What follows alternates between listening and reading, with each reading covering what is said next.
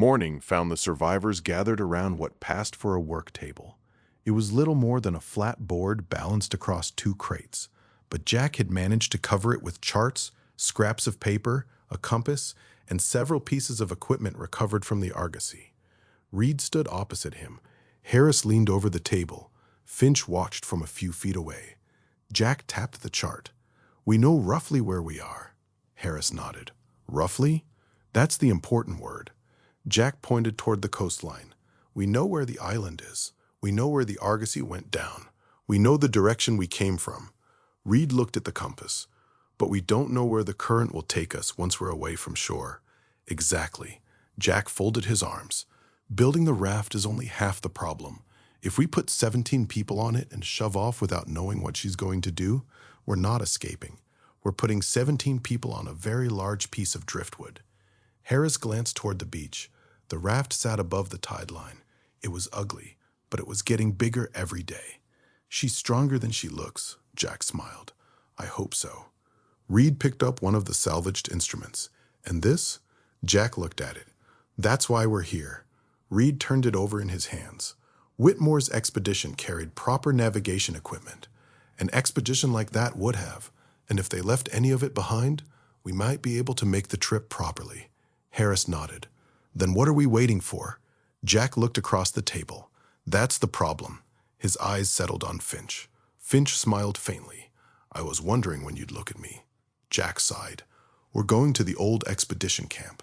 Finch's expression brightened. "Good. We're getting whatever navigation equipment they left behind." "Of course. And then we're coming straight back." Finch's smile diminished. "Of course." Jack stared at him. "You understand me?" "Perfectly. We don't go into the ruins." Finch was silent. "Finch." "I heard you." Jack nodded. "Good." He looked toward Reed. "You come with us." Reed nodded. "Harris?" "Wouldn't miss it." Jack gathered the charts. "Then let's go." Finch followed them toward the jungle. After a few steps, Jack stopped. "Finch." "Yes? If you disappear into some ancient ruin while we're there, I'm leaving you behind." Finch smiled. "You wouldn't." Jack gave him a flat look. "Try me." Reed sighed. "Can we make it to the camp before you two start killing each other?" Harris laughed. Jack shook his head. "Come on." The four men disappeared beneath the trees. The jungle swallowed them quickly. Within minutes, the beach was gone from sight. Jack led from the front, following the route Finch had described from memory. Harris carried a coil of rope over one shoulder. Reed carried a small pack for anything they might recover. Finch walked behind them, occasionally stopping to examine something. Jack eventually turned around. "You all right?" "Fine." "You've stopped 3 times." "I was looking." "At what?" "Everything." Jack shook his head. "Keep moving." They continued. The farther they went, the more signs they found that someone had been here before them. A cut branch, a rusted piece of metal, an old boot print pressed into hardened mud. Then Harris spotted something. There, half hidden beneath vines, was a wooden post. A faded piece of painted lettering remained on it. Reed brushed away the leaves. "Whitmore." Finch stepped forward. For the first time, he wasn't smiling. They continued. The jungle eventually opened into a clearing. The remains of an expedition camp sat beneath the trees. Tents had collapsed into heaps of rotten canvas. Wooden crates were scattered around the clearing. A table had fallen onto its side. The whole place looked as though everyone had simply stood up one morning and walked away. Harris looked around. "How long has this been here?" "Long enough," Reed said. Finch approached one of the crates. He brushed away the dirt. A faded label appeared. "Survey equipment." Jack immediately walked over. "Open it." Harris pried the lid loose. Inside were several instruments wrapped in decaying cloth. A compass, measuring equipment, a battered sextant. Reed carefully lifted it. "This is usable." Jack smiled. "That's what I wanted." Harris opened another crate. Charts. Jack crouched beside him. Several rolled charts lay inside. Some were ruined. Others had survived. Jack carefully opened one. The island appeared in faded ink. He studied the coastline, then compared it with the compass. "These are better than what we have." Finch had wandered toward the far side of the clearing. Jack noticed. "Finch." Finch didn't answer.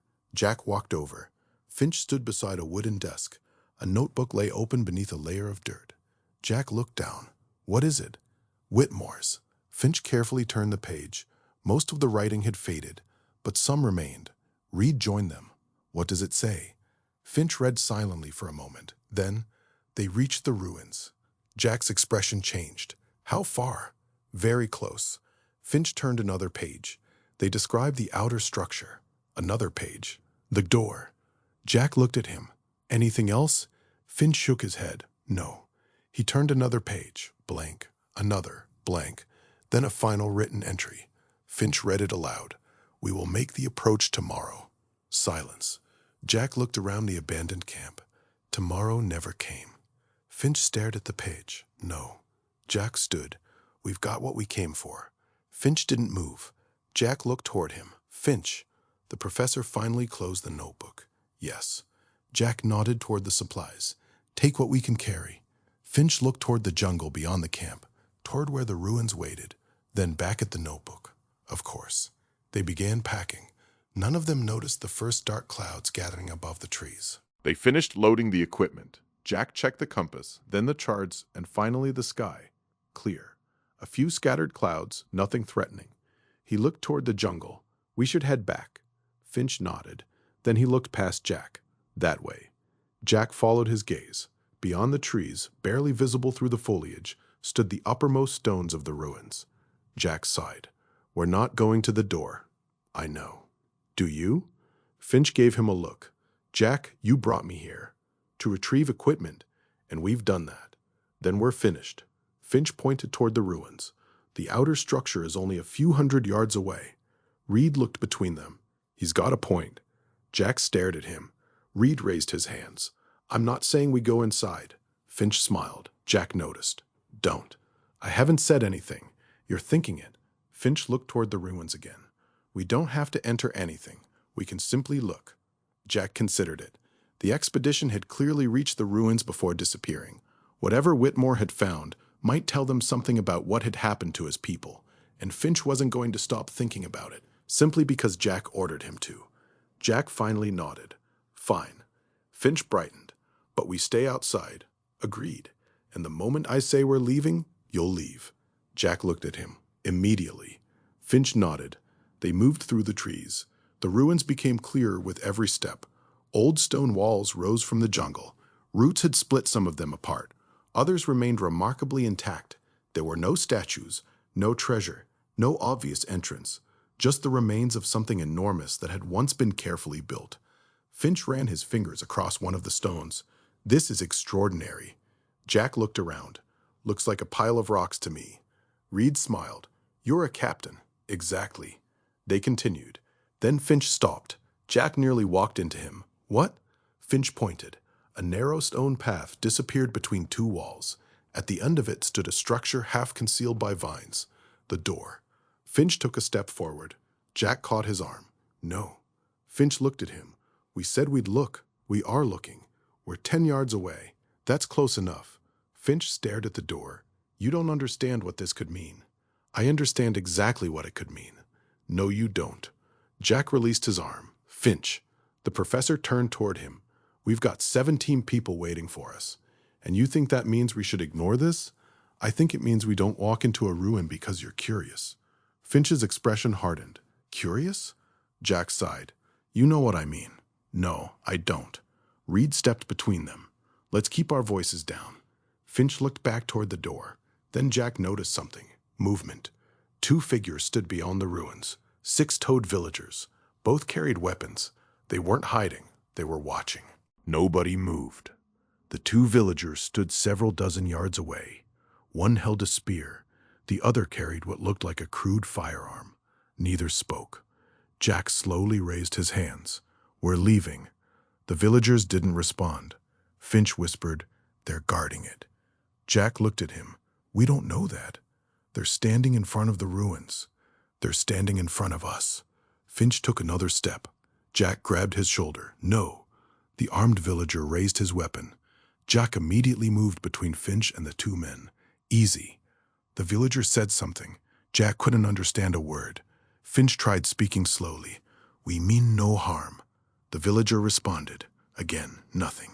Reed stepped forward. We can't communicate. I noticed. Finch pointed toward the ruins. The villager's expression changed. He shook his head hard. No. It was the first word any of them understood. Finch looked at Jack. You heard that. I did. They don't want us going in. Then we're not going in. Finch stared at him. Jack, no. The professor stepped closer. Think about what this means. I am. They know what's in there. Maybe. They're afraid of it. Or they're protecting it. From us. Jack looked at the armed men. Either way, they have guns. Finch's frustration boiled over. We came halfway around the world for this. Jack's expression hardened. And now we're stranded on an island with 17 people depending on us. That's exactly why we should know what we're dealing with. No. Jack pointed toward the beach. We should be building a boat. We have a boat. We have a raft. Then we need to know where we're going. We have charts. We have charts of the island, Jack. Finch stepped closer. We don't even know what this place is. Jack lowered his voice. We don't need to. Finch stared at him. That's the difference between us. Jack's jaw tightened. What's that supposed to mean? You want to leave? Yes. You don't care what's here? I care that everyone gets home alive. Finch shook his head. And if this is the greatest discovery of our lives? Jack glanced toward the door. Then it'll still be here when we're gone. Finch laughed bitterly. You really believe that? Before Jack could answer, Reed stepped between them. Enough! Both men looked at him. Reed pointed toward the villagers. They're still holding weapons on us. The three men turned. The villagers hadn't moved. They didn't need to. The message was perfectly clear. Jack took a breath, then lowered his hands. All right. He looked at Finch. We're leaving. Finch didn't move. Jack stared at him. Now. For a moment, Finch looked as though he might refuse. Then he glanced toward the door one last time. He stepped back. Jack nodded. Good. They began walking away. After several yards, Harris looked back. The two villagers were still standing there, watching. Finch noticed. They didn't follow us. Jack kept walking. No. Why? Jack looked ahead. I don't know. Reed glanced toward the ruins. Maybe that's a question worth asking. Jack sighed. Just not today. They disappeared back into the jungle. Behind them, the two villagers remained beside the ruins, and the door stayed closed. By the time they reached the expedition camp, Finch had barely spoken. Jack noticed. He decided not to mention it. They had more important things to worry about. Harris was already packing the recovered equipment into the larger crates. How much of this are we taking? Anything we can carry, Jack said. Harris held up the sextant. This? Carefully. Reed took it from him. Very carefully. Harris handed over the compass. And this? Jack looked at it. That one too. They packed the charts, instruments, tools, and whatever useful supplies remained. Finch stood beside the old desk with Whitmore's notebook tucked beneath his arm. Jack noticed. You keeping that? Finch looked down at it. Yes. Jack nodded. Fine. It wasn't the time to argue. They started back. The journey was quieter than the trip out. Harris eventually broke the silence. Those villagers. Jack looked over. What about them? They could have shot us. Yes. But they didn't. No. Why? Jack shrugged. I don't know. Finch finally spoke. They wanted us to leave. Jack looked at him. You've already established that. They weren't protecting themselves. What makes you say that? They weren't watching us. Finch glanced back through the trees. They were watching the ruins. Reed considered that. Could be. Jack shook his head. Doesn't matter. Finch looked at him. That's what you keep saying. Jack stopped walking. Finch stopped too. Jack looked directly at him. Because it doesn't matter right now. Finch stared back. Jack continued. We have food for a limited time. We have 17 people on that beach. We have an unfinished boat and no reliable way to call for help. He pointed toward the equipment. Now we've got a compass and a sextant. He pointed toward Finch. And we've got a professor who nearly got us shot because he wanted to get 10 yards closer to a door. Finch's face hardened. I didn't get anyone shot. No. Jack turned away. But you came close. Reed stepped between them. We're done with this. Jack looked at him. Reed nodded toward the path. Let's just get home. For several moments, nobody spoke. Then Jack picked up the nearest crate. Fine. They continued. The camp came into view shortly before sunset. The survivors were waiting. Harris set down his load. We found it. Several people gathered around. Reed carefully unpacked the compass and sextant. Jack spread the charts across the table. For the first time, the escape plan looked like something more than wishful thinking. "We can navigate," Reed said. Jack nodded. "If we have a good enough starting position, and if the weather cooperates." Jack glanced toward the sky. Clear, calm, perfect. "It will." Finch stood away from the others. He was still holding Whitmore's notebook. Jack noticed him. Their eyes met. Neither said anything. The next morning, the raft was ready, or as ready as Jack was willing to call it. It sat at the edge of the water, an ungainly construction of timber, rope, barrels, and canvas. Harris walked around it. "I think she looks good." Jack stared at him. "You're a terrible judge of boats." Harris grinned. "She's floating." "That's a start." Reed climbed aboard. He checked the lashings. Everything seemed secure. Jack looked over the raft again. "Seems? Would you prefer I lie?" "No." Jack stepped aboard. "Good." Harris followed. Reed took the compass. Jack looked back toward the beach. The other survivors were watching. Finch stood among them. Jack raised a hand. "We'll be back." Someone called, "How far?" "Just around the bay." Jack looked toward the open water. "We're testing her." Harris took the steering oar. "Ready?" Jack nodded. "Push." The raft slid into the water. For the first few minutes, everything went well. The craft was slow, very slow, but it handled. Harris turned the steering oar. The raft responded. Jack watched the shoreline. Again. Harris turned. The raft swung wide, but it turned. "Not bad." Harris smiled. "I'll take that." Reed checked the compass. Jack watched the waves. "Let's take her a little farther." They continued around the bay. The island stretched along their left. Open ocean lay to their right. Jack looked toward the horizon. No clouds, no rain, just a clear blue sky. He relaxed slightly. Then he checked the compass. He frowned.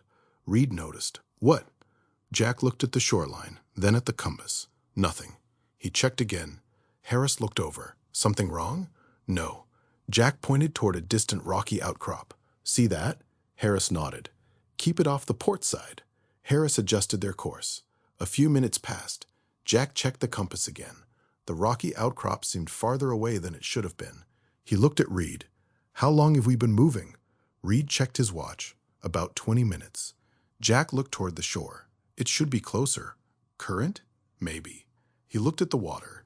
There wasn't enough visible movement to explain it. Jack took another bearing. The compass needle settled. He compared it with the chart, then looked toward the horizon. "Turn us around." Harris looked at him. "Already?" "Yes." "We haven't tested her distance." "We're not testing distance." Jack pointed toward shore. "We're testing whether we can get back." Harris nodded. He turned the raft. The craft began its slow journey home. For several minutes, nothing seemed unusual. Then Reed looked toward the horizon. "Jack." Jack turned. A bank of clouds had appeared far in the distance. Jack studied it. "Storm?" "Looks like it." Jack looked at his watch, then back toward the clouds. "How fast?" Reed shook his head. "Can't tell." Jack watched them for another moment. The clouds were still distant. The sky above them remained clear. He nodded. "Keep going." Harris turned back toward shore. The raft continued across the calm water. Behind them, the clouds grew larger, and neither man yet realized just how quickly they were coming. The clouds had grown considerably larger. Jack watched them from the bow of the raft. They were still some distance away, but there was no mistaking what they were. A tropical storm. He checked the compass again, then his watch, then the clouds. "We're going back." Harris nodded and turned the steering oar. Reed looked toward the shore. "We've got plenty of time." "Probably." Jack glanced at him. "Probably isn't a word I like at sea." The raft turned toward the beach. The wind had begun to pick up. Not enough to be dangerous, not yet. But Jack noticed something else. The water had changed. The gentle swell they'd been riding was becoming irregular. Some waves came from the east. Others seemed to be coming from almost directly ahead. Jack frowned. "That's odd." Reed looked over the side. "What?" "Nothing." Jack checked the compass again. The needle was steady. At least that was something. Harris pulled harder on the steering oar. The raft responded slowly. "She's fighting me." "Keep her straight." "I'm trying." Jack looked toward the beach. It should have been getting closer. It wasn't. He checked the compass, then the shoreline, then the compass again. "How long have we been heading back?" Reed checked his watch. "About 10 minutes." Jack stared toward shore. "We should be closer." Harris looked behind them. Maybe the current's changed. It has. Jack pointed toward the water. Look at it. The surface was beginning to run against itself. The wind was pushing one way. The water seemed to be moving another. Reed looked toward the approaching clouds. It's getting worse. Jack nodded. Yes. The first drop of rain struck his face, then another. Harris looked up. That was quick. Jack's expression hardened. Keep us moving. The rain came harder. The beach was now only a hazy line through the growing curtain of water. Jack took the steering oar. Harris, get that line secured. Harris moved. Reed grabbed the loose canvas. The wind caught it. It snapped violently. Got it. Bring it down. Together they wrestled the sail down and tied it against the raft. Without the sail, their speed dropped almost immediately. Jack didn't care. He'd rather be slow than be blown sideways. Another gust struck. The raft rolled. Harris stumbled and grabbed the mast. Reed caught him. Got you! I'm fine, Jack shouted over the wind. Stay low. A wave broke over the side. Cold water flooded the deck. For a few seconds, nobody could see. Then the rain cleared enough for Jack to look ahead. His face changed. Rocks. Harris stared. Through the rain, dark shapes were appearing just beneath the water. Jagged rocks. Reefs. Far more of them than Jack had seen during the calm water trip out. Hard to starboard, Harris pulled. The raft turned. A wave lifted them. For one terrifying second, the rocks disappeared beneath them. Then the raft dropped. Wood scraped stone. The entire craft shuddered. Harris swore. We hit! Jack looked down. Keep moving. Another wave struck. This time the raft cleared the rocks. Jack saw a narrow stretch of open water between two outcroppings. Straight ahead! Harris fought the steering oar. The raft slipped between them. For a moment, Jack thought they had made it. Then another wave hit.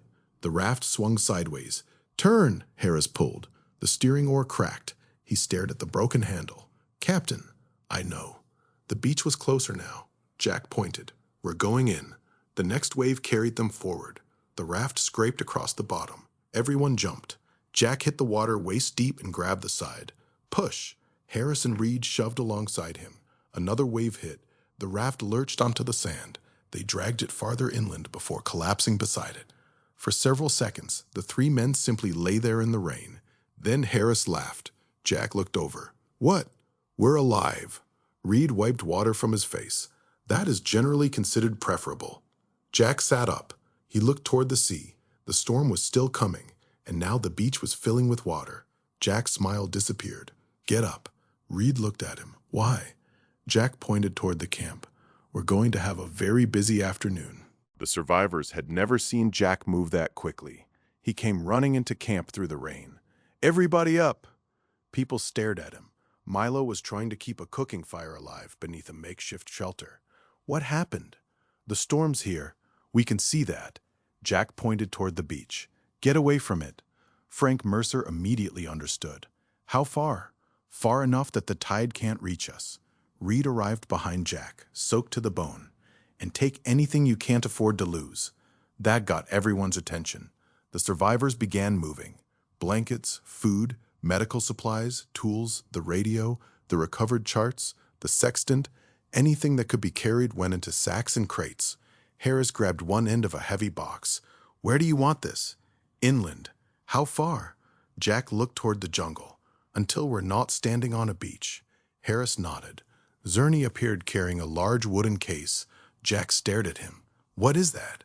Important. What's in it? Zerny smiled. Important things. Jack held out his hand. Give it to me. Zerny tightened his grip. No. Jack stared at him. Zerny, I've carried this across 3 continents. Then you can carry it another 100 yards. Jack turned away. Move. The survivors disappeared into the jungle. The storm grew louder. Behind them, the beach was being swallowed by rain. Water poured through the camp. The shelters began collapsing. One of the men shouted, Captain! Jack turned. A wave of water had reached the edge of the camp. Keep moving. They pushed deeper into the jungle. The ground became slick beneath their feet. Branches whipped in the wind. The rain was so heavy that the people at the front could barely see those behind them. Reed stayed near the middle. Count them, Jack shouted. Frank turned. 1 through 20. Again, they counted. All there. Jack finally allowed himself a breath. They found higher ground beneath a thick stand of trees. It wasn't much, but it was sheltered. Hal immediately began looking at the trees and ground. We can make something here. Jack nodded. Do it. Milo began organizing food. Reed found a relatively dry place for the medical supplies. Harris and Sam began securing the canvas. Even Zerny was working, though nobody had asked him to. Jack noticed Finch standing beneath a tree. The professor was holding Whitmore's notebook beneath his shirt. Jack walked over. You saved it. Finch nodded. I did. Jack looked at the book, then toward the storm. Good. Finch seemed surprised. Good? Yeah. Jack looked back toward the beach. We'll need every piece of information we can get. Finch studied him.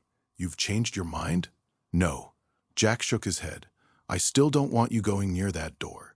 Finch smiled faintly. I wasn't going to ask. Good. For a moment, they stood together, listening to the storm. Then Reed walked over. You two finished being reasonable? Jack looked at him. Apparently. Reed smiled. Good. A tremendous crack of thunder rolled across the island. The survivors fell silent. The storm continued, and somewhere beyond the rain, beyond the jungle and the ruins, the island disappeared beneath a wall of water. For now, the beach was gone. So was their escape plan, and the 20 survivors of the Argosy had no choice but to ride out the storm inland.